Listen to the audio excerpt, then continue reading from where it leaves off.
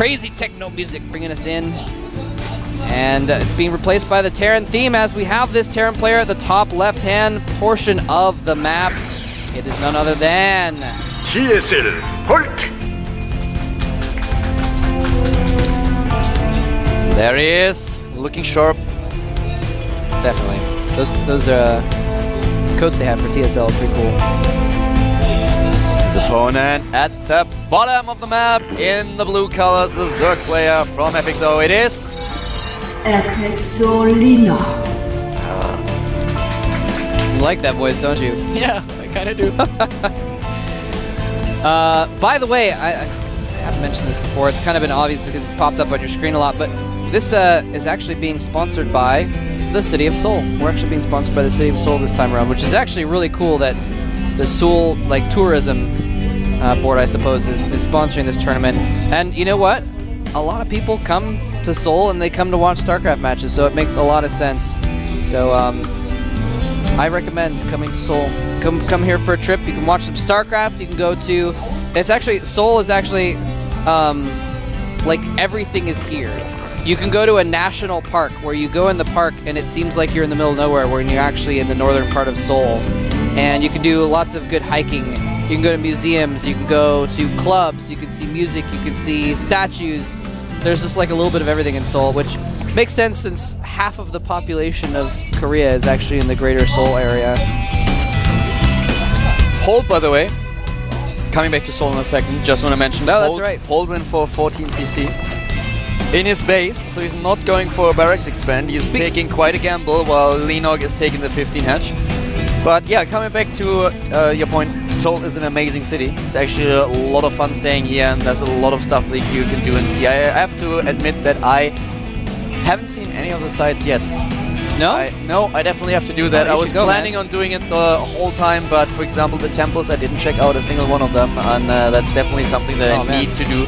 So yeah, you're right about that, but there's a lot of stuff that you can do in Seoul. Seoul is an amazing city. It's a lot of fun staying here. I've been around a lot of places in Korea actually, and I have to admit there's some better temples outside of Seoul, but the palaces in Seoul are the best. The big palace Gyeongbokgung, I believe is what it's called, is really, really cool. It's a huge palace complex. Subway system is really easy, so you have no excuse for not seeing at least some palaces. Yeah, you're right. All right. Yeah, well, there's no excuse that I can make. You are perfectly right about that. Now that that's settled, we got a couple queens on the way. Leenock just going for a very nice little economy build, making a handful of Zerglings, just enough to clear out SCVs that are scouting, and you know, anything along those lines. Get some scouting information on the map as well. Take the watchtower, that kind of thing. And he's going to really focus on drones, trying to drone up his bases as heavily as possible, though, which is good because Polt has gone for an even more macro-oriented build than he has. The thing is, if you go for the 14cc and you don't build it at your natural expansion, but in your main base, you can actually use that mule, and in the early stages of the game, you don't really need that second mineral line. Oh yeah. You will have to transfer that command center over eventually at some point when you have enough SCVs, but you can make good use of that CC while playing it a little bit more safe because you are able to wall off after all. And Polt is going for another command center. He's going for the quick third. A very, very, very quick third. Taking a gamble. Oh wow, and that Zergling saw everything. Saw the floating command center, but not saw third, the factory with the... no, but you're right, he actually didn't see the third command center going down. Yeah, that's the main thing, because if he only sees one expansion, that's not a surprise at all. We are on Antigua shipyard after all, and we have reactor Hellions, so that's what he would kind of expect if he scouts reactor Hellions anyways. But with a quick third, Polt is really, really taking greed to another level. Yeah, and well, you know, he did scout and saw Leenock was going for a very fast expansion build as well. And it makes sense because now what he can do, and we see this a lot on this map, it's really hard to get your creep out to get a third base on this map when they're going for the reactor Hellions, and it has to take a long time. If they kill your creep tumors, you can't get your creep out there. You really need a spine crawler in that midsection or some roaches to deal with the Hellions to get your third. And so if Polt takes an early third of his own while pressuring with these Hellions, he can get a really big advantage into the mid game. Leenock is now getting the roach one, and I think that might just because he tries to get a bunch of roaches to fend off the Hellions and therefore be able to spread his creep again. Because at the same time he's going for 3 extractors, and that much gas kinda tells us that he wants to tech. He's already taking Lair right now, +1 attack for the roaches as soon as the evolution chamber is done. So this looks like he's going for mid-game mutas, and he has 5 roaches being built now. I like that Hellion patrolling up there, that's adorable. Scouting around, make sure you can't put any creep tumors off to the side where the other Hellions aren't covering. Anyway, yeah, Polt's just powering up here. Now this is what I was wondering if he was going to do this or not. He's actually not even taking that 3rd yet. He doesn't have to. There's no reason to.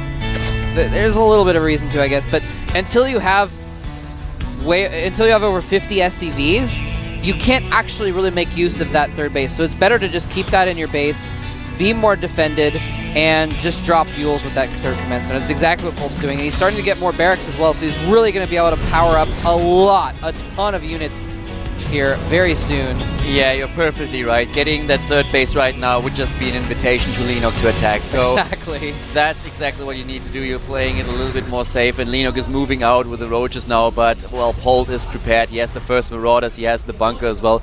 The Baneling Nest is being built now, and with, oh, nice. He's going for a very, very fast speed upgrade for the Overlords. Oh, and drop. The drop upgrade, and exactly. roach speed, and +1 ranged attacks. He is definitely going for some major roach drop action going into the mid game. And Banelings.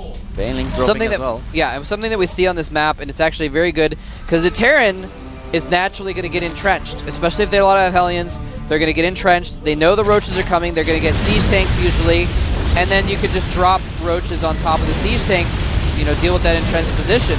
Although he's not actually getting siege tanks right now, so that's interesting. I won't lie to you, I have not seen that on Antigua Shipyard so far. I've seen it in the late game, but I've not seen it. I've not seen a Zerg player going for that straight after the lair take finish. That he's going exactly for that kind of strategy, not getting the infestation pit right away, not getting the spire, but going for the drop play with +2 attack lined up as well. This is nice. No! Polt lifted the wrong command center to float to the 3rd. How can that happen? Wow. How can that even happen? I don't know.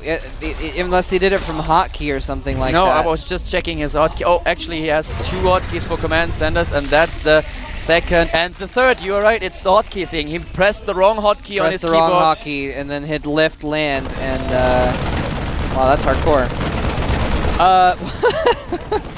Well, that's embarrassing, as Wolf would say. At least we haven't caught him doing supply drop. Wow, so anyway, there's a ton of roaches coming out right now, and they're going to have +2 upgrades on their attack as well, plus Banelings to support, plus they can drop out of Overlords if they want to. This is going to be pretty fearsome. Leenock has 77 army supply. The combat shield is just ready for Polt now. And yeah, this is going to be a major drop. Now, he seems to know that this is coming because he's got concussive shells. He's starting to produce more Marauders as well. Actually, never mind, hold that thought. He's just making entirely Marines at the moment. Yeah, he has no idea that's coming. He didn't scan any of that. He There's doesn't build anything. He has no units prepared in his main base. So I'm kind of curious when he's going to scout that. I think that Leenock will use the Overlord. Oh no, he's going straight for the base. He's not even trying to dodge it. He's going straight for the base. He doesn't even care if his opponent scouts it. Wow. Yeah, he's just got a bunch of stuff loaded up in those Overlords. And I'm not sure where he's going to go, if he's going to go over the 3rd or not. Here's the thing, this is kind of designed for play against entrenched siege tanks, but there are no siege tanks, so these Marines can actually pick off. There's so many of them he can pick off. And yeah, he's forced.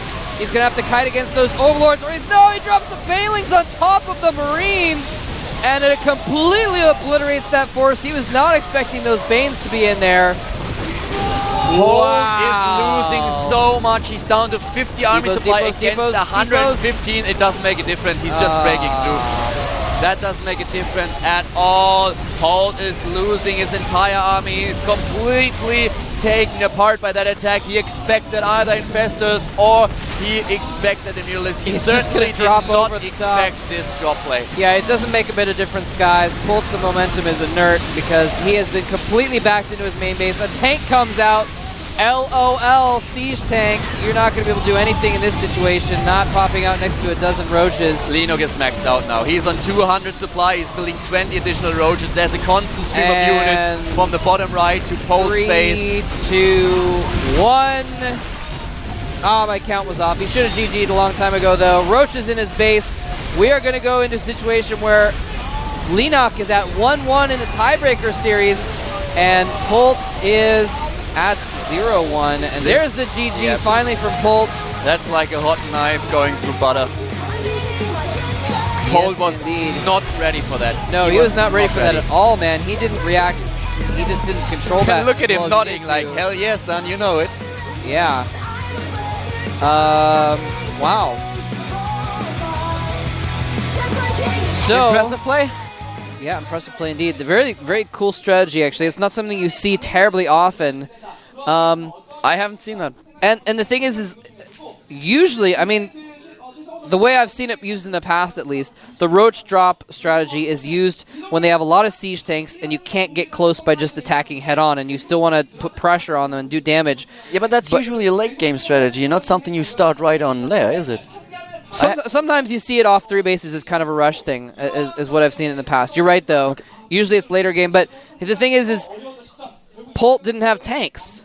He had a lot of Marines. He could have kited for days if he controlled properly, but I don't think he expected there to be Banelings also, and so he just didn't really... He just let his forces sit there and just get dropped on, and... I don't know. It comes down to MMA against Polt again, and we might have another three-way tie coming that's up. actually a good point, because, yeah, we're in a situation where if Polt beats MMA in a clutch last game, then we'll be tied again, and if MMA wins... Then MMA will be at 2-0, and Polt will be at 0-2, and Leenock will be at 1-1, so we'll resolve the tie. We're going to go on another quick break here before we resolve the tie. Don't go anywhere.